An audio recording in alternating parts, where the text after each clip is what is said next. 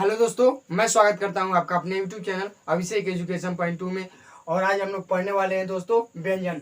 इस वीडियो में हम लोग जो टोटल डिस्कस करेंगे वो व्यंजन के बारे में करेंगे दोस्तों। व्यंजन के बारे में डिस्कस करेंगे। मैं भाग 1 में बताया था स्वर के बारे में। उस वीडियो में केवल मैंने स्वर के बारे में डिस्कस किया था दोस्तों। यदि आप भाग 1 नहीं देखे हैं तो पहले जाकर भाग 1 देख लीजिए। यह भाग 2 है दोस्तों। भाग 2 है। इसमें मैंने डिस्कस किया है व्यंजन के बारे में कि व्यंजन की जो परिभाषा होती है वह क्या होती है, जो व्यंजन की परिभाषा होती है क्या होती है। इसके बाद मैं बताया हूँ कि जो व्यंजन के प्रकार होते हैं दोस्तों वो कितने होते हैं। इसके बाद मैंने जो व्यंजन के प्रकार के अंतर्गत होते हैं, जो व्यंजन के प्रकार मैंने बताया है 3 प्रकार के होते हैं।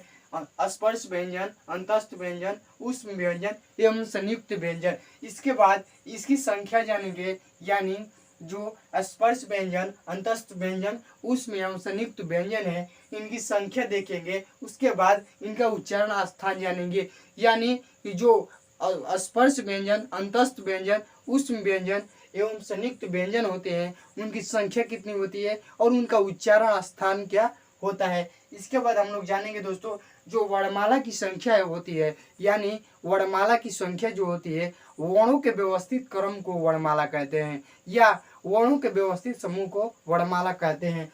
उसी तरह हम लोग जानेंगे कि जो वर्णमाला के अंतर्गत 52 वर्ण होते हैं, 52 वर्ण होते हैं, उनकी जो संख्या होती है 52 होती है। और वो 52 जो मिलकर बनते हैं वो कैसे बनते हैं और कितने होते हैं, और जो वर्णमाला की संख्या होती है कितनी होती है, और किन किन वर्णों की सहयोगिता से जो वर्णमाला की संख्या होती है 52 होती है। और वीडियो के एंड में हम लोग जानेंगे कि जो अयुग्म होते हैं वो क्या होते हैं। ये एकदम आसान तरीके से बताया हूँ दोस्तों, बस आप वीडियो के अंत तक बने रहिए। तो चलिए दोस्तों, सबसे पहले हम लोग देखते हैं जो परिभाषा होती है दोस्तों। परिभाषा होती है, जो व्यंजन की परिभाषा होती है, हमें क्या शिक्षित करनी चाहती है, हमें क्या बताना चाहता है कि व्यंजन यह होता है, व्यंजन यह होता है। तो चलिए दोस्तों एकदम आसान तरीके से देखते हैं, एकदम आसान तरीके से देखते हैं। देखिए दोस्तों, देखिए जिन जिन वर्णों का उच्चारण करते समय दोस्तों, उच्चारण करते समय दोस्तों यह वीडियो बहुत ही मज़ेदार और बहुत ही ज़बरदस्त तरीके से बनाई गई है। कृपया आपसे निवेदन है कि इस वीडियो को मिस मत करिएगा दोस्तों, इस वीडियो को मिस मत करिएगा। जिन वर्णों का उच्चारण करते समय किसी अन्य वर्णों की सहायता लेनी पड़ती है दोस्तों, सहायता लेनी पड़ती है दोस्तों, सहायता लेनी पड़ती है उसे ही दोस्तों व्यंजन कहते हैं। याद होगा, आप समझिए, मेरी बात को समझिए, मेरे शब्द को समझिए कि मैं क्या बता रहा हूँ। आपको खुद देखिए, किसी भी चीज़ को रट्टा मारने से वो याद नहीं होता है। जब तक आपका उसका बेसिक कंसेप्ट होता है, जब तक आपका कंसेप्ट क्लियर नहीं होगा तब तक आप उसको याद नहीं कर पाएंगे। देखिए, जो मस्तिष्क में, जो दिमाग में बैठाने का तरीका है वो देखिए, किसी चीज़ को अगर हम समझ जाते हैं तो वो जल्दी याद हो जाता है, और उसे रट्टा मार कर याद करते हैं तो दोस्तों वो याद नहीं होता है। याद होता है लेकिन कुछ समय के लिए। देखिए दोस्तों, जिन वर्णों का उच्चारण करते समय किसी अन्य वर्ण की सहायता लेनी पड़ती है दोस्तों उसे ही कहते हैं व्यंजन। देखिए दोस्तों, जैसे ये क है, जैसे यह आधा क है, और इसमें हम लोग जानते हैं कि जब ये आधा क है तो यह पूर्ण नहीं है, अपना स्थायी रूप प्राप्त नहीं किया है। ये आधा क है, यदि इसमें आकर अन्य वर्ण यानी जब एक स्वर मिलेगा तो यह अपना अस्थायी रूप यानी पूर्ण रूप से क को प्राप्त करेगा दोस्तों, यह होगा पूर्ण। यानी जो आपका परिभाषा बन रहा है वह कह रहा है कि जिन वर्णों का उच्चारण करते समय, यानी इसका उच्चारण स्थान आप नहीं कर पाएंगे, संभव नहीं है। देखिए, जिन वर्णों का उच्चारण करते समय किसी अन्य वर्ण, ध्यान दीजिए दोस्तों, किसी अन्य वर्ण यानी अ की आवश्यकता हो रही है, यानी किसी अन्य वर्ण की सहायता लेनी पड़ती है, उसे कहते हैं दोस्तों व्यंजन। देखिए यहाँ पर हम लोग स्वर का एक प्रयोग कर लिए हैं और एक स्वर है। तो देखिए इसके माध्यम से हम लोग एक परिभाषा बताता हूँ आपके लिए। देखिए एक परिभाषा मैं आपके लिए बताता हूँ। देखिए जो परिभाषा है वो है स्वरों के स्वरों के स्वरों के स्वरों के मेल से बोले जाने वाले बोले जाने वाले बोले जाने वाले वर्णों को वर्णों को वर्णों को वर्णों को व्यंजन कहते हैं दोस्तों, व्यंजन कहते हैं। देखिए एकदम आसान तरीके से बता रहा हूँ दोस्तों, एकदम कंसेप्ट क्लियर कर लीजिए अपना। यहाँ पर कंसेप्ट क्लियर कर लीजिए। स्वरों के मेल से बोले जाने वाले वर्णों को व्यंजन कहते हैं। यानी जो मैंने आपका एग्जाम्पल दिया था कि जो आधा क है इसमें एक स्वर आकर मिल रहा है और तब यह पूर्ण क के रूप में अपना अस्थायी रूप प्राप्त कर रहा है, वही यहाँ से परिभाषा बन गया दोस्तों। स्वरों के मेल से बोले जाने वाले वर्णों को ही व्यंजन कहते हैं। स्वरों के मेल से बोले जाने वाले वर्णों को ही व्यंजन कहते हैं। यानी ये जो होते हैं, यानी जो व्यंजन होते हैं वो स्वतंत्र रूप में नहीं होते हैं, अर्थात अस्वतंत्र होते हैं। जब तक ये पूरा नहीं होते हैं, जब तक अपना अस्थायी रूप नहीं प्राप्त करते हैं, ये अस्वतंत्र होते हैं। और जब वह अपना रूप प्राप्त कर लेते हैं, अस्थायी रूप, यानी जब क पूर्ण हो जाता है तो वह स्वतंत्र हो जाता है।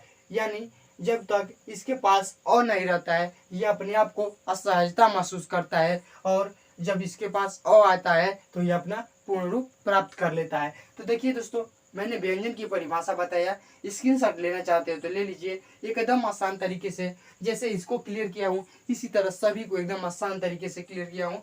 तो चलिए आगे बढ़ते हैं दोस्तों, चलिए आगे बढ़ते हैं और हम लोग जानते हैं जो व्यंजन के प्रकार होते हैं दोस्तों।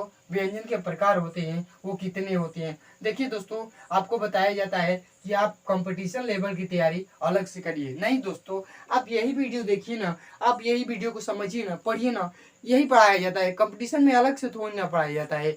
लेकिन आप लोग को बस एक मिसअंडरस्टैंडिंग होती है कि नहीं मुझको अलग से क्लास ज्वाइन करनी है। आपकी इच्छा दोस्तों, यही बात पढ़िए ना। आप अपने आप के विचार को बदलिए कि मुझे क्या पढ़ना है, क्या समझना है, और देखिए कि वो क्लास में वो चीज़ बताया जा रहा है कि नहीं। तो देखिए दोस्तों अब हम जानेंगे जो व्यंजन के प्रकार होते हैं दोस्तों। जो व्यंजन के प्रकार होते हैं, व्यंजन के प्रकार होते हैं, व्यंजन के प्रकार होते हैं। देखिए दोस्तों जो व्यंजन के प्रकार होते हैं, जो व्यंजन के प्रकार बताए गए हैं, 3 भेद माने गए हैं।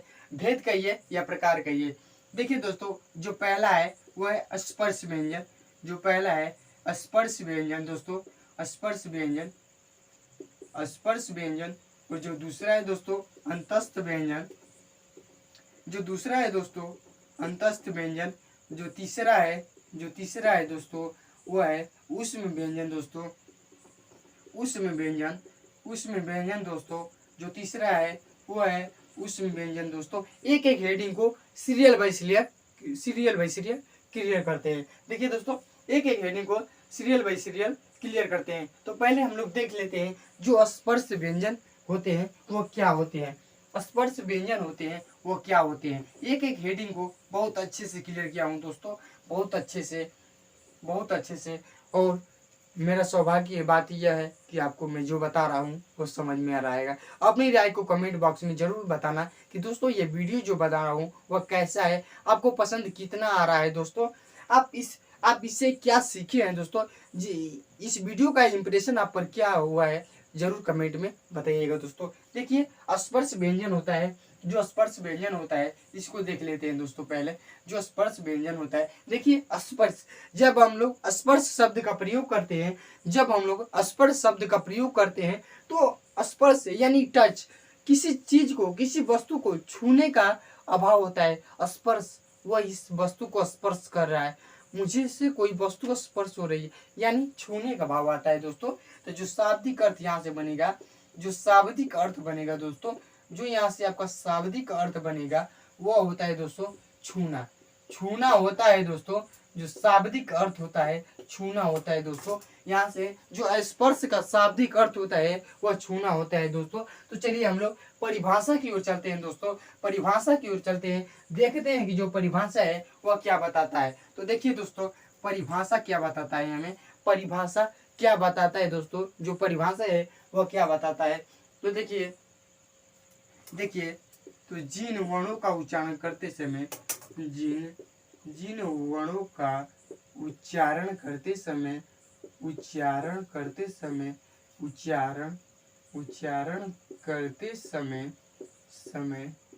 जीभ मुख के किसी भाग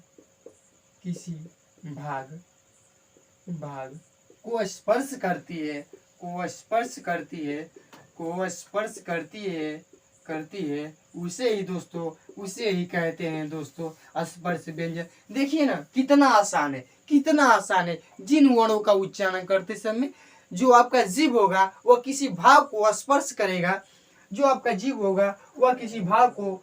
करेगा, उसी को कहते हैं दोस्तों स्पर्श व्यंजन। जो यानी जिन वर्णों का उच्चारण करते समय, यानी हम जिन वर्ण का नाम लेंगे, यानी जिन वर्णों का उच्चारण करेंगे, उन वर्णों का उच्चारण करते समय जो हमारी जीवा है वह मुंह के किसी भाग को स्पर्श करेगी, तो वहां पर होगा हमारा स्पर्श व्यंजन। देखिए ना कितना आसान परिभाषा है, आपको बस समझना है। तो किसी वर्ण का उच्चारण कर रहे हैं और हमारी जीभ मुंह के किसी भाग को स्पर्श कर रही है, उसे ही दोस्तों स्पर्श व्यंजन कहते हैं।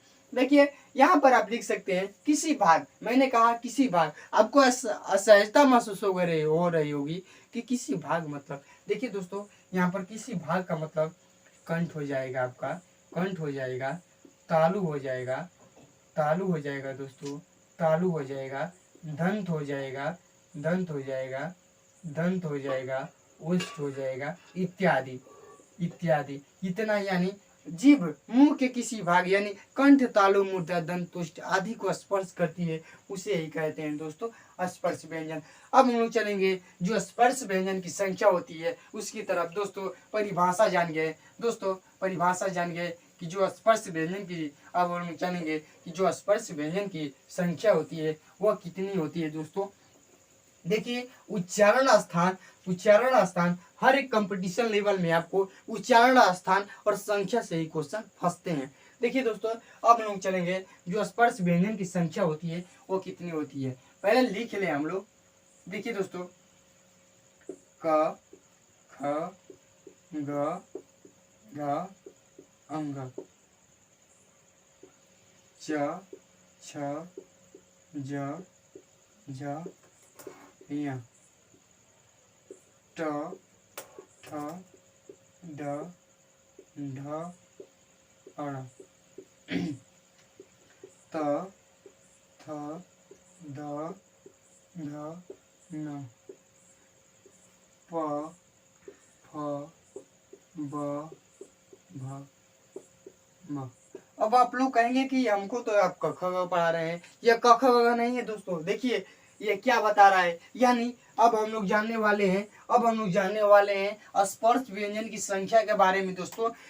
एकदम डीप में पढ़ा रहा हूँ, एकदम आप आसान तरीके से जान जाएंगे। एकदम आप कृपया ध्यान लगा कर पढ़िए दोस्तों, ध्यान से देखिएगा। देखिए जो व्यंजन की संख्या बनती है, स्पर्श व्यंजन की संख्या बनती है वो 25 होती है दोस्तों, 25। यानी जो स्पर्श व्यंजन की संख्या होती है 25 होती है दोस्तों। देख लीजिए दोस्तों बोर्ड पर लिखा हुआ है क ख ग घ अंग, यानी जो ये 5 है, 5 10 5 15 5 20 25 होती है दोस्तों 25 होती है स्पर्श व्यंजन की संख्या। जान गए कि जो स्पर्श व्यंजन की संख्या होती है वो 25 होती है। अभी मैं आपको बताऊंगा कि स्पर्श व्यंजन की संख्या 27 भी होती है। मैं अभी आपको बताऊंगा कि स्पर्श व्यंजन की संख्या 27 होती है, कैसे होती है, किन वर्णों को मिलने से होती है, आखिर में वो दो वर्ण कौन से हैं जिनसे मिलने पर स्पर्श व्यंजन की संख्या 27 होती है, सब कुछ बताने वाला हूँ दोस्तों। देखिए यानी जो स्पर्श व्यंजन की संख्या होती है वो 25 होती है। देखिए दोस्तों अब हम जानेंगे जो इसका उच्चारण स्थान क्या होता है, यानी जो ये वर्ड है इनका उच्चारण स्थान क्या होता है। उच्चारण स्थान क्या होता है दोस्तों, उच्चारण स्थान क्या होता है, यानी जो ये 25 वर्ण है इनका उच्चारण स्थान क्या होता है। एकदम आसान तरीके से बताया हूँ दोस्तों, एकदम आसान तरीके से।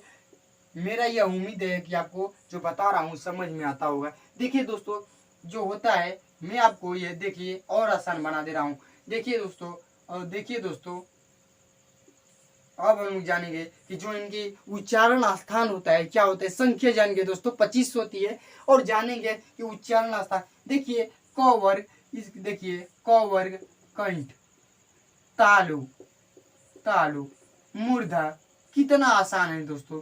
देखिए ना, मूर्धा, दंत, ओष्ठ, बस आपका तो काम हो गया।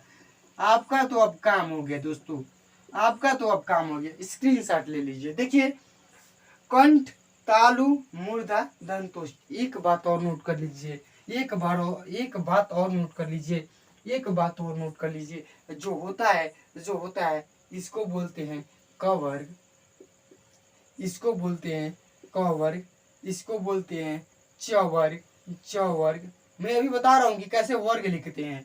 ट वर्ग, ट वर्ग, त वर्ग, त वर्ग, त वर्ग और प वर्ग, प वर्ग। देखिए दोस्तों, वर्ग, देखिए देखिए, पहले वर्ण को उठाइए, पहले वर्ण को लिखाइए, उठाइए, और क वर्ग, च वर्ग, त वर्ग, त वर्ग और प वर्ग। पांच वर्ग होते हैं। एक वर्ग में पूछा जाए कि एक वर्ग में जो वर्णों की संख्या होती है कितनी होती है, तो 5 होती है दोस्तों, 5 होती है। पूछा जाए कि जो क वर्ग में वर्णों की जो कुल संख्या होती है कितनी होती है, तो आंसर होगा दोस्तों 5 होती है, 5 होती है। उसी तरह च वर्ग में 5 होती है, ट वर्ग में 5 होती है, और 5 वर्ग और 5 वर्ण, इस तरह जो टोटल हुए आपके 25 वर्ण।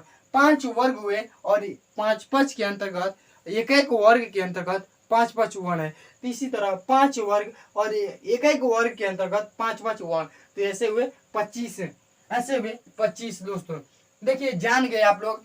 देखिए, इसको क वर्ग बोलते हैं। पूछा जाए आपको कि क वर्ग में कि प्रत्येक वर्ग में जो वर्णों की संख्या होती है कितनी होती है, तो 5 होती है दोस्तों। यदि आपसे ऐसे पूछा जाए कि क वर्ग में कितने वर्ण आते हैं तथा उनकी संख्या कितनी होती है, तो दोस्तों आंसर होगा कि जो क वर्ग के अंतर्गत संख्या होती है 5 होती है, और वो जो वर्ण है वो निम्नलिखित है, जैसे क, ख, ग, घ, अंग।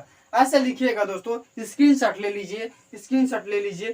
कंठ, तालु, मूर्धा, दंत, ओष्ठ। और एक बात ध्यान दीजिए, एक बात ध्यान दीजिए, जो होता है देखिए, देखिए ये पंचमाक्षर है दोस्तों, ये पंचमाक्षर है। पूछा जाए कि प्रत्येक वर्ग के 5वें वर्ण का जो उच्चारण स्थान क्या होता है, नासिक होता है दोस्तों, नासिक होता है, नासिक होता है दोस्तों। नोट बनाकर लिख लीजिएगा, नोट बनाकर लिख लीजिएगा। जो प्रत्येक वर्ग के, यानी जो प्रत्येक वर्ग के पहले, दूसरा, तीसरा, चौथा, पांचवा, जो प्रत्येक वर्ग के 5वें वर्ण होते हैं, 5वें अक्षर होते हैं, उनका उच्चारण स्थान नासिक से होता है दोस्तों। यह गलती मत करिएगा। यदि आपको एग्जाम में ये 5 में से कोई वर्ण आ जाए और पूछे कि इनका उच्चारण स्थान निम्नलिखित में से कौन है, दिया रहेगा ऑप्शन कंठ, तालु, मूर्धा, कंठ, तालु, मूर्धा और नासिक, तो इसका सही आंसर होगा दोस्तों नासिक। ये गलती आप लोग मत करिएगा। प्रत्येक वर्ग के 5वें अक्षर का उच्चारण स्थान नासिक से होता है दोस्तों, याद कर लीजिएगा, नासिक से होता है दोस्तों। देखिए, इसका क वर्ग का कंठ, च वर्ग का तालु, ट वर्ग का मूर्धा और त वर्ग का दंत और प वर्ग का ओष्ठ। एकदम आसान तरीका है, एक याद करिए और 5 वर्ण का उच्चारण स्थान याद हो जाएगा। देखिए दोस्तों, अब मैं चलता हूँ कुछ आगे तरफ और डीप में लेकर चलता हूँ। स्क्रीनशॉट ले लीजिए इसका। देखिए दोस्तों, मैंने अभी बताया था आपको कि मैं बताऊंगा कि स्पर्श व्यंजन की जो संख्या होती है 27 कैसे होती है। देखिए दोस्तों, यह यहीं पर आता है दोस्तों, ऐसा वाला आप लोग अभी बता रहा हूँ। देखिए दोस्तों, जैसे हम लिखते हैं सड़क, सड़क, तो ऐसे है, यहाँ पर लिखते हैं पढ़ाई, यहाँ पर ऐसे। आप लोग इन वर्णों को ध्यान से देखिए, यही होते हैं जो होते हैं। इन वर्णों को क्या नाम दिया जाता है वो अभी बता रहा हूँ। देखिए यही जब दो वर्ण मिलते हैं सेम उच्चारण स्थान वही होगा दोस्तों, सेम उच्चारण स्थान वही होगा, यहीं पर ऐसे प्रयोग किए जाते हैं। देखिए दोस्तों जो इन दोनों का प्रयोग होता है अड़ के रूप में होता है सड़क पढ़ाई पढ़ाई, सड़क पढ़ाई पढ़ाई। ढ के रूप में इसका अड़ के रूप में सड़क सड़क का प्रयोग होता है दोस्तों। देखिए ये स्पर्श व्यंजन की जो संख्या हुई, स्पर्श व्यंजन की जो संख्या हुई वो 25 हुई, 25 हुई प्लस 2 27 हुआ कि नहीं दोस्तों, बोलिए 27 हुआ कि नहीं हुआ। स्पर्श व्यंजन की संख्या यहाँ पर 27 हुआ कि नहीं हुआ, कैसे हुआ अभी बताता हूँ। जो दो वर्ण है यहाँ से जो दो वर्ण है वही मिलकर 27 हो गए। देखिए इनको क्या बोलते हैं दोस्तों, इनको क्या नाम देते हैं दोस्तों, उम्मीद है कि ये हो गया होगा आपको। देखिए दोस्तों थोड़ा सा मिटा रहा हूँ। देखिए दोस्तों इनका क्या नाम दे दोस्तों, जो ये है इसको किस नाम से जानते हैं, नोट बनाकर लिख लीजिए, कहीं नोट बनाकर लिख लीजिएगा दोस्तों। इसके इसको किस नाम से जानते हैं दोस्तों, इसको जानते हैं दोस्तों स्पृष्ट व्यंजन के नाम से, द्विस्पृष्ट व्यंजन के नाम से, द्विस्पृष्ट व्यंजन के नाम से, द्विस्पृष्ट व्यंजन कहते हैं दोस्तों, द्विस्पृष्ट व्यंजन कहते हैं दोस्तों, द्विगुण व्यंजन कहते हैं दोस्तों, द्विगुण व्यंजन कहते हैं, द्विगुण व्यंजन कहते हैं, द्विगुण व्यंजन कहते हैं, द्विगुण व्यंजन कहते हैं, उत्क्षिप्त व्यंजन के नाम से जानते हैं दोस्तों, इसी को उत्क्षिप्त व्यंजन के नाम से जानते हैं दोस्तों। नोट बनाकर लिख लीजिएगा दोस्तों, नोट रफ पेन लेकर बैठिए दोस्तों, रफ पेन। देखिए तीन नाम से जानते हैं, द्विगुण व्यंजन कहिए, द्विस्पृष्ट व्यंजन कहिए, उत्क्षिप्त व्यंजन कहिए दोस्तों, उत्क्षिप्त व्यंजन। स्क्रीनशॉट ले लीजिए, याद कर लीजिए दोस्तों, जो ड और ढ है जिनसे स्पर्श व्यंजन की जो संख्या 27 होती है वो ड और अड़ और ढ है। जैसे सड़क में प्रयोग होता है, पढ़ाई में प्रयोग होता है, इसको नाम से जानते हैं द्विगुण व्यंजन, द्विगुण व्यंजन, उत्क्षिप्त व्यंजन और द्विस्पृष्ट व्यंजन के नाम से जानते हैं। तो चलिए दोस्तों इतना हो गया, अब हम चलते हैं अगली तरफ। यानी देखिए दोस्तों एक और चीज बता दे रहा हूँ यहाँ पर, वेरी इंपोर्टेंट चीज बता रहा हूँ, ये कदम देख लीजिएगा दोस्तों, एकदम देख लीजिएगा दोस्तों, इसको भी देखिए दोस्तों। देखिए इसी के अंतर्गत अब हम लोग देखने के लिए मिलेगा जो इसी के अंतर्गत हम लोग को देखने को मिलेगा वो होगा, देखिए घोषत्व के आधार पर व्यंजनों की संख्या।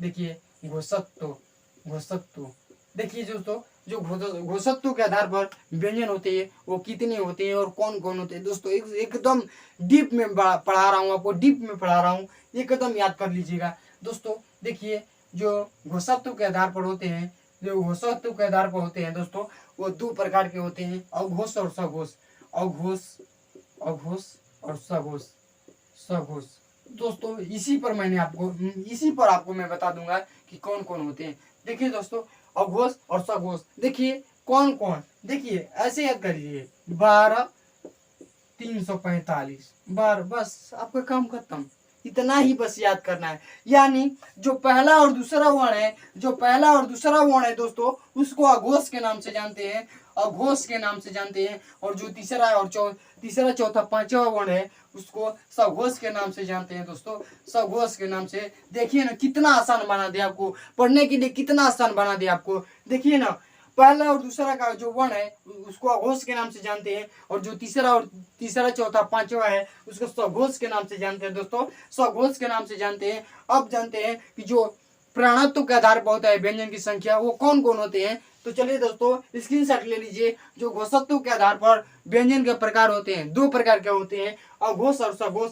अघोष कौन कौन होते हैं, तो देखिए अघोष होते हैं क और ख, यानी जो पहला और दूसरा वर्ण होते हैं उसे अघोष के नाम से जानते हैं, और जो तीसरा चौथा पांचवा होता है उसे ही सघोष के नाम से जानते हैं। दोस्तों स्क्रीनशॉट ले लीजिए, याद करने के लिए स्क्रीनशॉट ले लीजिए, और चलते हैं हम लोग अगले टॉपिक की ओर। देखिए दोस्तों मैं बता रहा हूँ कि जो प्राणत्व के आधार पर होते हैं व्यंजन की संख्या वह कौन कौन होते हैं दोस्तों। प्राणत्व, देखिए दोस्तों प्राणत्व के आधार पर जो व्यंजन की संख्या होती है वो अभी दो होती है, अल्प प्राण महाप्राण, याद कर लीजिए ना, अल्प प्राण महाप्राण, अल्प प्राण महाप्राण। देखिए ना कितना आसान बना दे, आपको पढ़ने के लिए कितना आसान बना दे। अल्प प्राण महाप्राण। जो अल्प प्राण के अंतर्गत कौन कौन वर्ड आते हैं, आपको क्वेश्चन मिलेगा कि कौन कौन वर्ड आते हैं। तो भाई इसके अंतर्गत जो वर्ड आते हैं 135 याद कर लीजिएगा ना, 24 याद कर लीजिएगा ना, 135 और 24 याद कर लीजिएगा। कुछ मिला होगा, कुछ हिंट मिला होगा। 135 135 पहला तीसरा और पांचवा दोस्तों, पहला तीसरा और पांचवा नीचे लिख देता हूँ, नहीं समझ में आएगा नीचे लिख देता हूँ। पहला तीसरा पांचवा वर्ण को कहते हैं, क्या कहते हैं, अल्प प्राण कहते हैं। महाप्राण कौन, 24 दोस्तों, कुछ हिंट मिला होगा। दूसरा और चौथा वर्ण होता है, जो दूसरा और चौथा वर्ण होता है वह महाप्राण होता है दोस्तों। ऐसे लिख देता हूँ कि जो पहला होता है और तीसरा होता है और पांचवा होता है, जो पहला होता है और तीसरा होता है वो पांचवा होता है, अल्प प्राण कहते हैं दोस्तों। यहाँ पर देखिए पहला दूसरा तीसरा चौथा पांचवा, पहला तीसरा पांचवा अल्प प्राण हुआ कि नहीं हुआ। जो 24 है यानी दूसरा और चौथा, दूसरा ये चौथा महाप्राण हुआ कि नहीं हुआ। बताइए आप कैसे आपको समझाऊं। देखिए दोस्तों, जो घोषत्व के आधार पर मैंने बताया था, घोषत्व के आधार पर कि पहला और दूसरा 12 345 यानी जो पहला और दूसरा है, प्रत्येक वर्ग का पहला और दूसरा वर्ण, प्रत्येक वर्ग का पहला और दूसरा वर्ण अघोष होगा, और प्रत्येक वर्ण का तीसरा चौथा पांचवा वर्ण सघोष होगा दोस्तों। प्रत्येक वर्ग का जो पहला तीसरा पांचवा अक्षर होगा, प्रत्येक वर्ग का पहला तीसरा पांचवा वो अक्षर होगा, वह होगा अल्प प्राण। और जो प्रत्येक वर्ग का दूसरा और चौथा वर्ण होगा वह होगा महाप्राण दोस्तों। अब चलते हैं अगले टॉपिक की ओर। अब हम जानते हैं कि जो होता है अंतस्थ व्यंजन दोस्तों। बहुत ही आसान तरीके से वीडियो कैसा लग रहा है दोस्तों, वीडियो कैसे लग रहा है जरूर कमेंट में अनुमति आपका अपना राय दीजिएगा दोस्तों कि वीडियो आपको कैसा लग रहा है दोस्तों। वीडियो आपको कैसा लग रहा है कमेंट करिएगा दोस्तों। कमेंट ही एक ऐसा चीज है, कमेंट देखिए, कमेंट ही एक ऐसा चीज है जो हमारे विचारों का आदान प्रदान आपसे करेगा और आपका विचारों का आदान प्रदान मुझसे करेगा। कमेंट ही एक ऐसा जरिया है जो आपका संदेश हमारे पास पहुंचाएगा।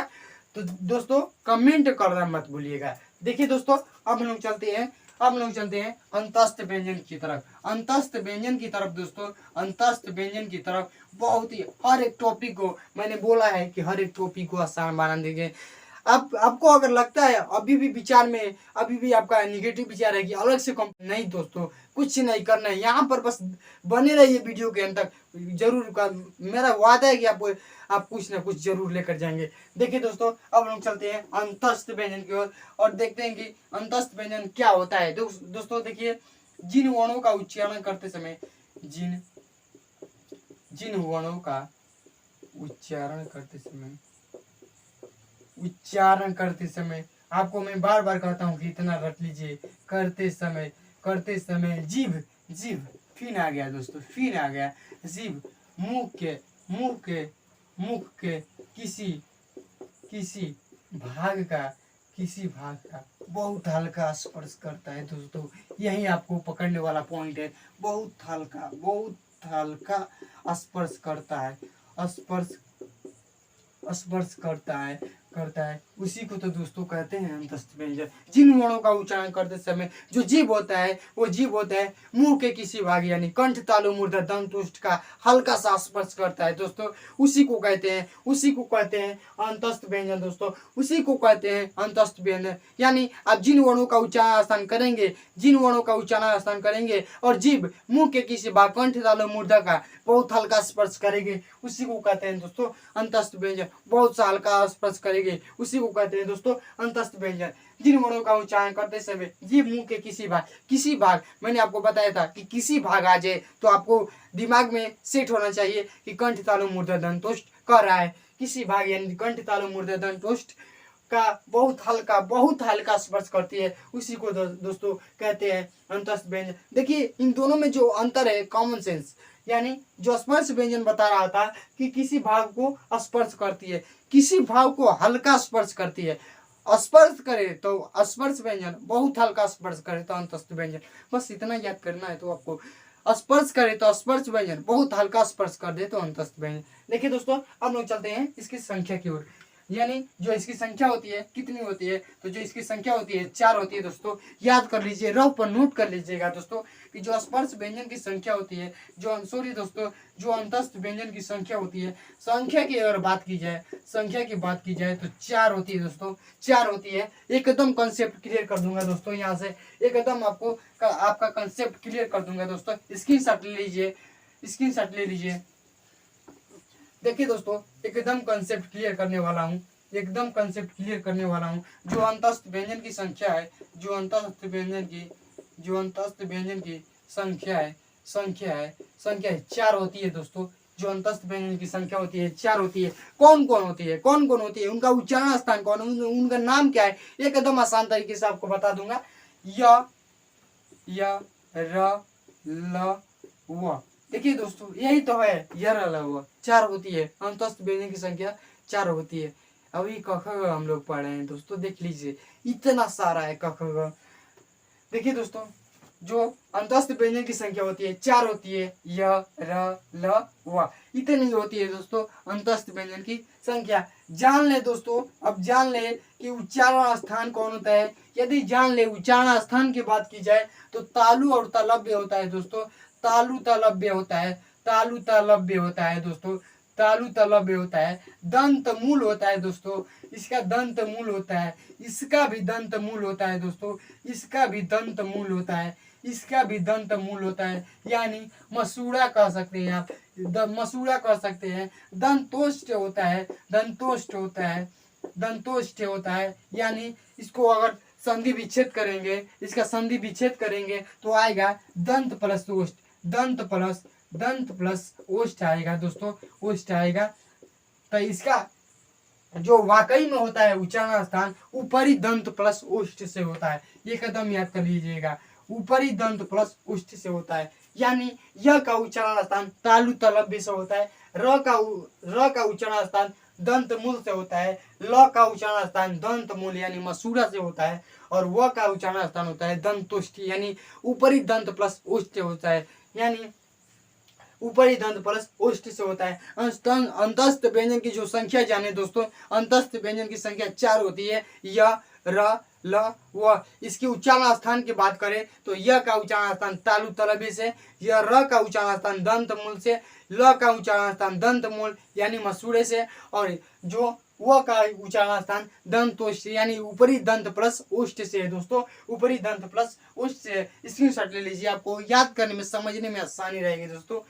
जो अंतस्थ व्यंजन की संख्या हो गई, उच्चारण स्थान हो गई। आपको इसमें कुछ और अंदर जाकर बाहर यानी गहराई वाली बात बता रहा हूँ दोस्तों, एकदम जो जो एग्जाम के लिए तो एकदम इम्पोर्टेंट है। जो आप लोग प्रतियोगी परीक्षा देते हैं उसके लिए तो एकदम इम्पोर्टेंट यहाँ से लेकर जाएंगे दोस्तों। देखिए य र ल व, देखिए जो दोस्तों, देखिए देखिए देखिए यहाँ से मैं आपको बता दे रहा हूँ, यहाँ से बता दे रहा हूँ, थोड़ा समझिएगा, बात को समझिएगा दोस्तों। जो य व है, जो य व है इसको अर्ध स्वर कहते हैं दोस्तों। जो य व है दोस्तों, जो य व है, छोड़िए रहने दीजिए। देखिए जो य व है अर्ध स्वर कहते हैं दोस्तों, ये कदम याद कर लीजिए ना दोस्तों। अर्ध स्वर के नाम से जानते हैं, पूछेगा कि अर्ध स्वर के नाम से किसे जानते हैं, यानी व्यंजन पूछेगा कि किस व्यंजन को अर्ध स्वर के नाम से जानते हैं, तो आपका आंसर हो जाएगा दोस्तों य और व, य और व। यानी जो आपका आंसर हो जाएगा, सटीक आंसर होगा य और व। देखिए कंपटीशन लेवल के एकदम वेरी वेरी इंपॉर्टेंट क्वेश्चन है दोस्तों। जो किस व्यंजन को अर्ध स्वर के नाम से, व्यंजन को स्वर के नाम से, हाँ दोस्तों, किस व्यंजन, पहले आप देखेंगे कि व्यंजन को स्वर कैसे कर सकते हैं। हाँ, अर्ध स्वर के नाम से जानते हैं, य और व को दोस्तों अर्ध स्वर के नाम से जानते हैं। एकदम नोट बना कर लिख लीजिएगा, नोट बना कर लिख लीजिएगा। और इससे भी और अच्छा बता रहा हूँ, देखिए दोस्तों, इससे भी और अच्छा बता रहा हूँ कि जो होते हैं, जो होते हैं र और ल, जो र और ल होते हैं, जो देखिए दोस्तों, जो र होता है, जो र होता है और ल होता है, देखिए लुंठित व्यंजन के नाम से जानते हैं। जो होता है लुंठित व्यंजन के नाम से जानते हैं, लुंठित व्यंजन के नाम से जानते हैं, आपका लुंठित व्यंजन के नाम से जानते हैं। एकदम याद करवा दूंगा दोस्तों, एकदम आसान तरीके से मैं बता रहा हूँ कि एकदम आसान तरीके से बता दूंगा। लुंठित व्यंजन इसको कहते हैं, लुंठित लुंठित लुंठित व्यंजन, इसको पार्श्विक व्यंजन के नाम से जानते हैं, पार्श्विक व्यंजन के नाम से जानते हैं। एकदम नोट बना कर लिख लीजिएगा ना दोस्तों, नोट बना कर लिख लीजिएगा। र को लुंठित व्यंजन और ल को पार्श्विक व्यंजन के नाम से जानते हैं दोस्तों। य और व को अर्ध स्वर के नाम से जानते हैं, र को लुंठित व्यंजन के नाम से जानते हैं और ल को पार्श्विक व्यंजन के नाम से जानते हैं दोस्तों। स्क्रीनशॉट ले लीजिए, समझने के लिए आसानी रहेगा। तो चलते हैं इसके बाद अगले टॉपिक की तरफ, जो हम लोग का अगला टॉपिक रहेगा उष्म व्यंजन, यानी उष्म व्यंजन किसे कहते हैं। देखिए दोस्तों इतना है, स्क्रीनशॉट ले लीजिए। हम लोग चलते हैं उष्म व्यंजन की तरफ। दोस्तों वीडियो कैसा लगा, देखिए इतनी मेहनत हम लोग कर रहे हैं, वीडियो कैसा लगा कमेंट में जरूर देखिए बताइएगा दोस्तों, कमेंट में जरूर बताइएगा कि वीडियो कैसा लग रहा है। देखिए दोस्तों आप पढ़ रहे हैं तो यहाँ से कुछ मजा आ रहा है कि नहीं, आप कुछ ले रहे हैं कि नहीं, सीख रहे हैं कि नहीं, समझ रहे हैं नहीं, जरूर कमेंट बॉक्स में अपनी राय दीजिएगा। अब लोग चलते हैं उष्म व्यंजन की तरफ, उष्म व्यंजन की तरफ दोस्तों, उष्म व्यंजन की तरफ। मैं आपको बताया था कि एकदम सीरियल बाय सीरियल में बताऊंगा आपको जो उष्म व्यंजन होते हैं।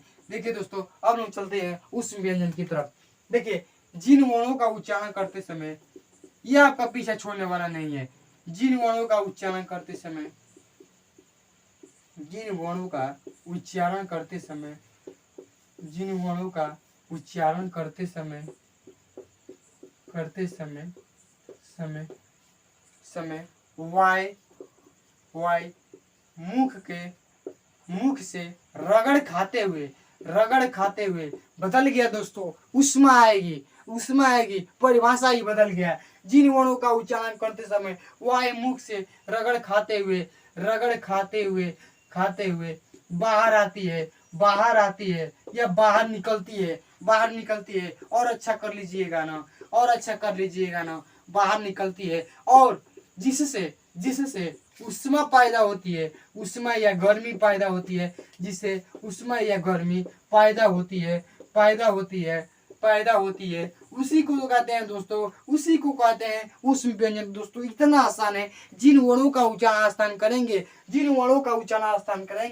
उन वर्णों का उच्चारण करेंगे और वायु मुख के अंदर जाएगा और मुख से बाहर निकलेगा, रगड़ खाते हुए बाहर निकलेगा और गर्मी पैदा करेगा। दोस्तों प्रैक्टिकली आप कर सकते हैं, आप हाथ ऐसे लाइए और वर्ण का उच्चारण स्थान करिए कि वो कौन कौन वर्ण है जिनका उच्चारण स्थान करेंगे तो गर्मी पैदा होगी। अभी बता रहा हूँ दोस्तों, देखिए वो कौन कौन से वर्ण है और उनकी संख्या कितनी होती है। देखिए दोस्तों जिन वर्णों का उच्चारण करते समय वायु मुख से रगड़ खाते हुए बाहर निकलती है और जिससे गर्मी पैदा होती है या उष्मा पैदा होती है, उसी को तो कहते हैं दोस्तों उष्म व्यंजन, उसी को कहते हैं उष्म व्यंजन। तो चलिए दोस्तों अब लोग चलते हैं संख्या की ओर दोस्तों, संख्या की ओर, यानी जो उष्म व्यंजन की संख्या होती है कितनी होती है दोस्तों। तो देखिए उष्म व्यंजन की संख्या होती है 4 होती है दोस्तों, एकदम याद कर लीजिएगा। संख्या और उच्चारण स्थान एकदम याद कर लीजिएगा। हर कॉम्पिटिटिव लेवल की यदि आप तैयारी कर रहे हैं, हर एक कंपटीशन लेवल की तैयारी कर रहे हैं तो संख्या और उच्चारण स्थान एकदम रट कर जाइएगा दोस्तों, जरूर एग्जाम में फंसने वाले हैं क्वेश्चन, एकदम याद कर जाइएगा दोस्तों, एकदम फंसने वाले हैं। देखिए दोस्तों जो संख्या होती है वह 4 होती है दोस्तों, 4 होती है। कौन कौन होती है? तीनों स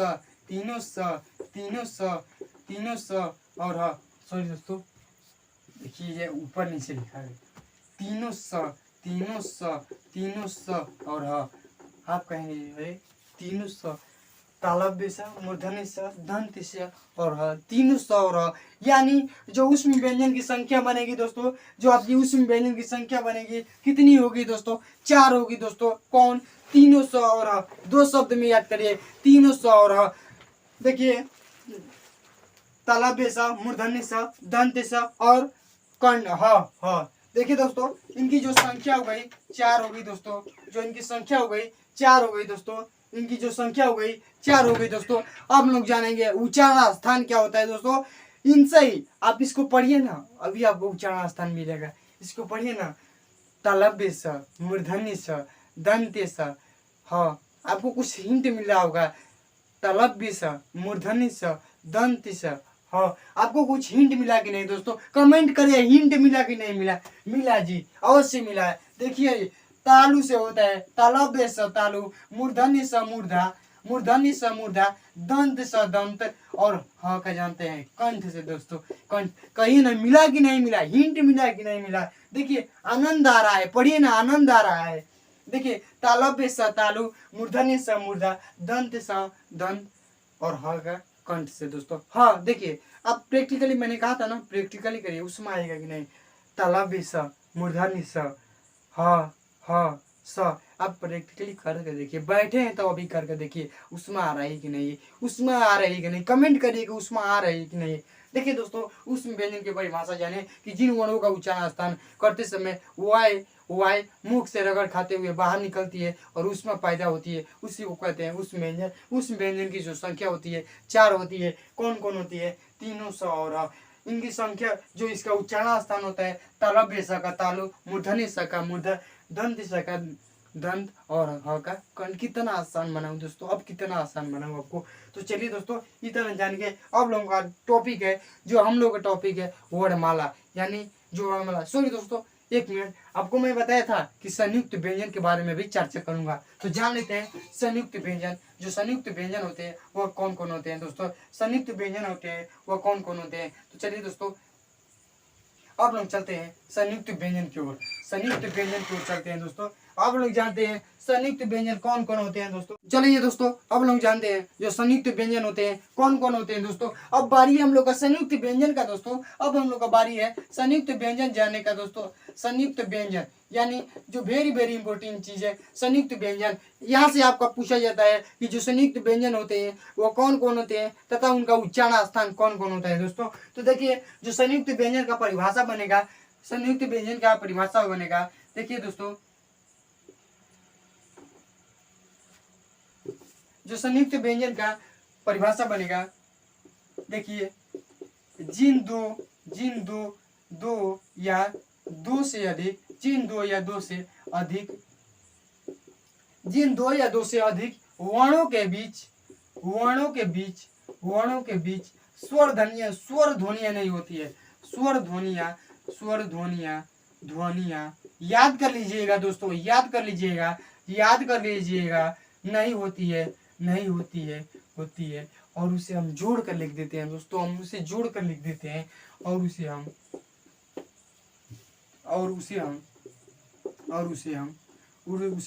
जोड़ कर लिख देते हैं दोस्तों। ये कदम याद कर लीजिएगा, जोड़ कर लिख देते हैं, उसी को तो कहते हैं दोस्तों, उसी को तो कहते हैं संयुक्त व्यंजन। समझ में आया कि नहीं? कमेंट करिए कि समझ में आया कि नहीं। कहाँ आपको समझ में नहीं आ रहा है? जिन दो या दो से अधिक वर्णों के बीच स्वर ध्वनियां नहीं पाई जाती है, यानी जिन वर्णों का, यानी दो या दो से अधिक, जिन दो या दो से अधिक वर्णों का आप उसका जोड़ करेंगे तो आप उसके भी स्वर ध्वनियां नहीं होगी दोस्तों, और उससे हम जोड़ कर लिख देते हैं, उसी को कहते हैं दोस्तों, उसी को कहते हैं संयुक्त व्यंजन। संयुक्त व्यंजन का दो नाम है दोस्तों, मिश्रित व्यंजन के नाम से जानते हैं, मिश्रित व्यंजन के नाम से जानते हैं।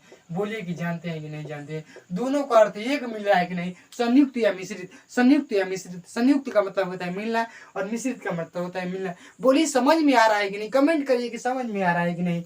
देखिए दोस्तों, संयुक्त व्यंजन को दो नामों से जानते हैं, संयुक्त व्यंजन या मिश्रित व्यंजन के नाम से जानते हैं। अब हम चलते हैं कि संख्या कितनी होती है, संख्या क्या होती है। वेरी वेरी इंपॉर्टेंट चीज, जो हर एक कंपटीशन में पूछा जाता है कि संख्या कितनी होती है। हर एक चीज की संख्या बता रहा हूँ, हर एक चीज का उच्चारण स्थान बता रहा हूँ दोस्तों, हर एक चीज का उच्चारण स्थान बता रहा हूँ, संख्या बता रहा हूँ कि संख्या कितनी होती है। तो देखिए ना दोस्तों, देखिए ना, जो इसकी संख्या होती है 4 होती है, जो संख्या होती है 4 होती है। कौन कौन? कच्छा होता है, कसा होता है, त्र होता है, या होता है, और स्र होता है, होता है दोस्तों, स्र होता है। देखिए ये 4 होते हैं, कच्छा, त्र, ज्ञा और स्र, 4 होते हैं। जो संयुक्त व्यंजन की संख्या होती है 4 होती है। और देखते हैं इसको किस किस से मिलकर बना होता है, यानी ये दो वर्ण से मिलकर बने हुए हैं, और वो दो वर्ण कौन कौन होते हैं कंपटीशन में पूछा जाता है दोस्तों। आप इसको रफ पेन लेकर लिख लीजिएगा। क प्लस स से, त प्लस र से, मिलकर बना है ज प्लस इया से, और स प्लस र से। यानी आपको कुछ अनुभव हो रहा होगा। देखिए कस क छ क और स क छ क और स तर तर तर ज्ञा ज्ञा ज्ञा ज और या और स्र सर स्र स्र। यानी आपको कुछ अनुभव हो रहा होगा, कुछ हिंट मिल रहा होगा कि जो इनका इनका जो है यानी जो दो वर्णों से मिलकर बने हुए और कौन कौन होते हैं। तो चलिए दोस्तों स्क्रीनशॉट ले लीजिए और हम लोग आगे चलते हैं। अब हम लोग जानेंगे सबसे इम्पोर्टेंट चीज, जो व्यंजन की संख्या होती है कैसे होती है, कौन कौन वर्ड मिलते हैं कि जो व्यंजन की संख्या होती है वो होती है। देखिए दोस्तों एक और चीज जो आपको बता रहा हूँ, आगत व्यंजन कौन कौन होते हैं। आगत व्यंजन दोस्तों यह पूछा जाता है, आगत व्यंजन। देखिए जो आगत व्यंजन की संख्या होती है दो होती है। आगत स्वर की संख्या बताया था कि एक होती है, जो आगत स्वर आ के ऊपर ऐसे कर दीजिए, ये आगत स्वर होता है। आगत स्वर की संख्या एक होती है, आ होती है और इसका उच्चारण स्थान कंठ होता है। देखिए दोस्तों आगत व्यंजन की संख्या होती है, आगत व्यंजन की संख्या दो होती है दोस्तों। अब जानेंगे कि कौन कौन होती है। तो ज फ ज और प्लस फ। ठीक है दोस्तों ऐसे आप लिख दीजिए, ऐसे लिख दीजिए ना, इन ध्वनियों को लिख दीजिए ना, आपका हो जाएगा आगत व्यंजन। ऐसे लिखिए ना, ज लिख दीजिए और फ लिख दीजिए और इसके अंतर्गत ये बिंदी लगा दीजिए। इसको कहते हैं दोस्तों आगत व्यंजन। आगत व्यंजन की संख्या कितनी होती है देख लीजिए, नोट कर लीजिए दोस्तों। कंपटीशन में पूछे जाते हैं यहीं से, जो आपको पढ़ कर नहीं जाते हैं, जो आपको समझ में नहीं आता है, यानी आप सोचते हैं कि चलो यार इसको छोड़ दो ये नहीं आएगा, वही आपको जाते हैं तो कंपटीशन में पूछता है। तो इसको नोट कर लीजिएगा दोस्तों, आगत व्यंजन की संख्या दो होती है। इसके बाद चलेंगे हम लोग व्यंजन की संख्या होगी, कौन कौन कैसे कैसे होती है, जो व्यंजन की संख्या होती है कैसे होती है और कौन कौन होते हैं। तो चलिए दोस्तों अब लोग जानते हैं व्यंजन की संख्या। तो देखिए व्यंजन सॉरी दोस्तों वर्णमाला की संख्या, सॉरी दोस्तों वर्णमाला, जो वर्णमाला की पूरी संख्या होती है 52 होती है। आप जानते होंगे जो वर्णमाला की संख्या होती है वो 52 होती है। जो वर्णमाला की संख्या होती है 52 होती है, 52 यानी 52 होती है दोस्तों। कैसे होती है, कैसे होती है इसको मैं आपको बता रहा हूँ। देखिए दोस्तों कुल अगर व्यंजन में, कुल अगर वर्णमाला में व्यंजन की बात की जाए तो 36 होती है, 36 होती है, 36 होती है। कुल अगर स्वर की बात की जाए तो 13 होते हैं दोस्तों, 13 होते हैं, 13 होते हैं। जोड़िए ना कितना हुआ, पहले स्वर और व्यंजन को जोड़ लीजिए, कितना हुआ 6 3 9 हुआ, 6 3 9 हुआ, 4 3 1 4 हुआ, 4 हुआ 49 हो गया दोस्तों। ऐसे 49 हो गया, 49 हो गया। अब किस किस चीज़ को लाएंगे दोस्तों, अब किस किस चीज़ को लाएंगे, मैं दो तरीके से बता रहा हूँ कि कैसे आप काउंट कर सकते हैं। देखिए 36 व्यंजन हो गए, 36 व्यंजन नोट कर लीजिए, एकदम नोट कर लीजिए। 36 व्यंजन हो गए, स्वर आ गए 13, स्वर हो गए 13, पूरा हो गया 49 हो गया, 49 हो गया, 49 हो गया कि नहीं हो गया। एक ले लीजिए स्र, एक ले लीजिए स्र, 36 व्यंजन में एक ले लीजिए स्र, जो मैं बताया था स्र कितना हो गया 50 हो गया कि नहीं दोस्तों, 50 हो गया कि नहीं दोस्तों। मैं ऐसे आपको बताता रहा, एक मैं ऐसे बता दे रहा हूँ दोस्तों। एक स्र ले लीजिए, जो एक स्र ले लीजिए, स्र को ले लीजिए, एक स्र ले लीजिए, हो गया कितना दोस्तों 50 हो गया। दो द्विगुण व्यंजन को ले लीजिए, दो द्विगुण व्यंजन को ले लीजिए दोस्तों, दो द्विगुण व्यंजन को ले लीजिए। हो गया कि नहीं दोस्तों, हो गया कि नहीं। द्विगुण व्यंजन उत्क्षिप्त व्यंजन कहिए ना, उत्क्षिप्त व्यंजन कहिए ना, द्विस्पृष्ट व्यंजन कहिए ना, द्विस्पृष्ट व्यंजन कहिए ना, द्विस्पृष्ट व्यंजन कहिए ना। इसकी संख्या दो बताया था दोस्तों, काउंट कर कर देख लेते हैं होता है कि नहीं। नहीं होता है और दूसरे तरीके से बताऊंगा, लेकिन हो जाएगा जरूर। 6 3 9 1 10 2 12 के 2 2 3 1 4 1 5 तो 52 हो गया कि नहीं। और मैं एक और तरीके से बता रहा हूँ, एक और तरीके से बता रहा हूँ कि कैसे 52 हो सकता है। जैसे जैसे इसको ले लीजिए, स्क्रीनशॉट पहले ले लीजिए, मैं इसको मिटा दूंगा तो फिर आपको दिक्कत हो जाएगा। ले लीजिए, ऐसे होता है 36 व्यंजन होते हैं। वर्णमाला में कुल व्यंजन की संख्या 36, वर्णमाला में कुल स्वरों की संख्या 13 हुई ना 49। एक स्वर ले लीजिए 50 हुआ ना। दो द्विगुण उत्क्षिप्त या द्विस्पृष्ट व्यंजन को ले लीजिए, हुआ ना 52। अब देखिए, चलिए दोस्तों नहीं मिटाता हूँ, देखिए इधर इधर देखिए, इधर देखिए, यहाँ पर लेंगे हम लोग टोटल। देखिए दोस्तों जो टोटल हुए व्यंजन की संख्या 36 63। स्वर को 11 ले लीजिए, स्वर को 11 ले लीजिए। एक और तरीका बता रहा हूँ गिनने का, स्वर को 11 ले लीजिए। इसको तो लेना पड़ेगा, इसको लेकर देखते हैं, इसको लेकर देखते हैं। देखिए यह व्यंजन हो गया, व्यंजन हो गया, व्यंजन हो गया, यह स्वर हो गया, स्वर 11 हो गया, यह स्र हो गया, यह स्र हो गया, स्र हो गया। दो ले लीजिए ना द्विगुण व्यंजन, दो ले लीजिए ना द्विगुण व्यंजन, या उत्क्षिप्त व्यंजन कहिए, या उत्क्षिप्त व्यंजन कहिए, या द्विस्पृष्ट व्यंजन कहिए। दो ले लीजिए, आपको बताया था कि आगत व्यंजन होते हैं। दो ले लीजिए, आगत व्यंजन, आगत व्यंजन, आगत व्यंजन। काउंट करिए ना दोस्तों, काउंट करिए ना, हो रहा है कि नहीं। 6 7 8 2 10 2 12 के 2 हासिल 1 3 1 4 1 5 हुआ कि नहीं दोस्तों, 52 हुआ कि नहीं। कमेंट करके देखिए, कमेंट करके बताइए कि समझ में आ रहा है कि नहीं, समझ में आ रहा है कि नहीं। यहाँ पर आप 36 व्यंजन ले सकते हैं, चाहे तो यहाँ पर 13 स्वर ले सकते हैं, एक स्र ले सकते हैं, जो आपको बताया था कि संयुक्त व्यंजन में स्र आता है। दो द्विगुण व्यंजन ले सकते हैं। 52 हुआ कि नहीं दोस्तों, 52 हुआ कि नहीं। और यहाँ पर देखिए 36 ये ले लिए, 36 ये ले लिए, 11 स्वर ले लीजिए, एक स्वर ले लीजिए, दो द्विगुण व्यंजन ले लिए, या उत्क्षिप्त व्यंजन कहते हैं, दो आगत व्यंजन ले लीजिए। 52 हुआ कि नहीं दोस्तों। एक और तरह से आपको बताता हूँ, एक और तरह से बताता हूँ, पहले ट्राई करके देखता हूँ, पहले ट्राई करके देखते हैं होता है कि नहीं। देखिए 33 व्यंजन ले लीजिए, 35 व्यंजन ले लीजिए, 13 स्वर कर दीजिए, एक वो कर दीजिए, ये इस तरह देखते हैं दोस्तों। देखिए 3 3 6 7 7 4 11 नहीं हो पा रहा है। देखिए दोस्तों ऐसे ही काउंट हो रहा है, देखिए ये सही है दोस्तों, ऐसे आप काउंट करिएगा दोस्तों। देखिए ऐसे नहीं हो रहा है, देखिए दोस्तों ऐसे नहीं हो रहा है, ऐसे नहीं हो रहा है। यदि आप 33 33 34 35 36 37 38 38 नहीं हो पाएगा दोस्तों, ऐसे नहीं हो पाएगा।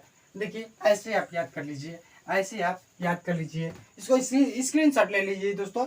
आपको मजाक लग रहा हो लेकिन नहीं, आप जानते हैं कि वर्णमाला की संख्या 52 होती है, लेकिन वो कैसे होती है वो डिपेंड करता है आप कितना कितना पढ़ते हैं वो नहीं, आप कितने घंटे पढ़ते हैं वो नहीं, लेकिन आपको याद कितना है वो डिपेंड करता है दोस्तों। कोई व्यक्ति 4 घंटा पढ़ा और कोई 2, इसको उतना नहीं याद है, आपको 2 घंटे में उतना याद कर लीजिए। आप पर डिपेंड करते हैं कि आप उसको कैसे कंसेप्ट क्लियर करते हैं। उसी तरह दोस्तों ये जानना नहीं है कि 52 होते हैं, 52 कोई कर सकता है, छोटा बच्चा भी कर सकता है, लेकिन आपको याद होना चाहिए, आपके माइंड सेट में बैठना चाहिए कि यार जो वर्णमाला की संख्या होती है वो 52 होती है। आखिर में वो कौन कौन वर्ण होते हैं जो मिलकर 52 संख्या बनाते हैं। तो यही होता है दोस्तों, इसकी शर्ट ले लीजिए। इसके बाद हम लोग चलते हैं, एक छोटा सा टॉपिक रह गया है, एक छोटा सा टॉपिक रह गया है अयोगवा। मैं बताया था कि अयोगवा को जरूर क्लियर कराऊंगा दोस्तों, अयोगवा को जरूर क्लियर कराऊंगा। बहुत आसान तरीका है, उसको भी जान लेंगे दोस्तों। देखिए इसके बाद मैं आपको बता दे रहा हूँ, इसके बाद एक कंसेप्ट, लेखन के आधार पर व्यंजन की संख्या, लेखन के आधार पर, लेखन के आधार पर व्यंजन की संख्या, उच्चारण के आधार पर व्यंजन की संख्या, उच्चारण के आधार पर व्यंजन की संख्या कितनी होती है भाई, पूछेगा जरूर कंपटीशन में, नोट बनाकर लिख लीजिएगा। लिखने के आधार पर, लिखने के विधि को लेखन कहते हैं। लेखन के आधार पर जो लेखन के आधार पर व्यंजन की संख्या होती है 36 होती है, उच्चारण के आधार पर 33 होती है। नोट बनाकर लिख लीजिए ना दोस्तों, नोट बनाकर लिख लीजिएगा कि जो लिखने की विधि को होती है, लिखने की विधि को लेखन कहते हैं, लिखने के विधि को लेखन कहते हैं। लेखन के आधार पर व्यंजन की कुल संख्या होती है 36 और 63 और 36 दोस्तों, 36, और जो उच्चारण के आधार पर होती है 33, यानी 33 होती है, 33 होती है उच्चारण के आधार पर, और लेखन के आधार पर होती है 36। तो चलिए दोस्तों एक छोटा सा टॉपिक छूट गया है अयोगवा, उसको देख लेते हैं एकदम आसान तरीके से, एकदम आसान तरीके से, एकदम आसान तरीके से। देखिए दोस्तों अयोगवा यानी अयोगवा क्या होता है। अयोगवा देखिए जो वर्ण न तो स्वर होते हैं, न तो स्वर होते हैं और न ही व्यंजन होते हैं, न ही व्यंजन होते हैं, उसी को तो कहते हैं दोस्तों अयोगवा, व्यंजन होते हैं। देखिए दोस्तों जो वर्ण न ही स्वर होंगे न ही व्यंजन होंगे उसी को अयोगवा कहते हैं। देखिए ना कितना आसान बना दिया आपको पढ़ने के लिए, समझने के लिए। जो वर्ण न ही स्वर होंगे न ही व्यंजन क्या कहलाएंगे अयोगवा। संख्या कितनी होती है, अगर संख्या की बात कर दी जाए दोस्तों, यदि संख्या की बात की जाए, संख्या की 4 सॉरी सॉरी 3 होती है। जो संख्या की बात की जाए तो 3 होती है। याद करिए ना, जो वर्ण जो अक्षर न तो व्यंजन होते हैं न ही स्वर होते हैं, उसी को कहते हैं दोस्तों, उसी को कहते हैं अयोगवा। अयोगवा जो वर्ण न ही स्वर होते हैं न ही व्यंजन होते हैं, उसी को कहते हैं अयोगवा। संख्या की बात की जाए तो 3 होती है। संख्या 3 होती है। संख्या की 3 होती है। कौन कौन संख्या होती है? संख्या कौन कौन होती है? 3 होती है। तो कौन कौन होती है दोस्तों, देख लीजिए। अनुस्वार, अनुस्वार, अनुस्वार, अनुनासिक, अनुनासिक, अनुनासिक, अनुनासिक, विसर्ग, विसर्ग, विसर्ग। लिख लीजिए दोस्तों, नोट बना के लिख लीजिए। मैं बताया था कि कुछ विद्वानों ने जो अयुवा है उसको संज्ञा दे दी है वर्णमाला के अंतर्गत। तो देखिए ना दोस्तों, जो ऐसे होता है, ऐसे होता है, जो प्रतीक होता है लिख लीजिएगा दोस्तों, जो प्रतीक होता है लिख लीजिएगा दोस्तों, जो प्रतीक होता है लिख लीजिएगा। और जो विसर्ग, आप लोग तो पढ़ते होंगे विसर्ग, ऐसे लगता है दोस्तों, ऐसे लगता है जैसे आप मैंने अंकित लिख दिया, मैंने अंकित लिख दिया, मैंने अंकित लिख दिया, तो ये क्या होगा? अनुस्वार का प्रयोग हुआ। मैंने चांद लिख दिया, मैंने चांद लिख दिया, मैंने चांद लिख दिया, तो अनुनासिक हो गया। मैंने क्या लिख दिया? मैंने कौन सा विसर्ग लाए हैं? कोई ऐसा शब्द स, स, संस्कृत का शब्द स, यानी यहाँ पर विसर्ग का प्रयोग हो गया। यानी जो अयुग्वा होते हैं, जो वर्ण न ही स्वर होते हैं और न ही व्यंजन, उसी को अयुग्वा कहते हैं। अयुग्वा की जो संख्या होती है 3 होती है। अनुस्वार, अनुनासिक, विसर्ग। अनुस्वार का चिन्ह, जैसे मैं अंकित, मंजू, कुछ भी आप लगा कर लिख सके। तो जो यहाँ पर ऐसे का प्रयोग हो रहा है, ये अनुस्वार हो गया। अनुनासिक जैसे चांद का प्रयोग किया जा रहा है, अर्धचंद्र बिंदु का। और जो विसर्ग यानी स, इसका प्रयोग हो गया। तो यह हो गया दोस्तों विसर्ग। यानी अयुग्वा की जो संख्या होती है 3 होती है। अनुस्वार, अनुनासिक और विसर्ग। दोस्तों यह वीडियो आपको कैसी लगी? यदि वीडियो दिल से पसंद आई हो तो वीडियो को लाइक करिए, सब्सक्राइब करिए। यदि आप हमारे चैनल पर नए हैं तो सब्सक्राइब कर लीजिए अभिषेक एजुकेशन पॉइंट 2 को। और ऐसा ही धमाका वीडियो के लिए आप हमारे चैनल पर बने रहिए। दोस्तों आप कमेंट में जरूर बताइएगा कि ये वीडियो आपको लिए कैसा लगा और यह वीडियो आपको कैसे इम्प्रेस किया। दोस्तों ये एक कमेंट ही एक ऐसा चीज़ है जो आपका विचार हमारे पास, हम आपका संदेश हमारे पास भेज सकता है। यदि आप ऐसा ही वीडियो चाहते हैं तो हमारे चैनल अभिषेक एजुकेशन पॉइंट को सब्सक्राइब कर लीजिए। Thanks for watching my video. और ऐसे ही मजेदार वीडियो के साथ मिलते रहेंगे। चलिए अब मिलेंगे अगले वीडियो की तरफ मिलेंगे। तो धन्यवाद तब तक के लिए।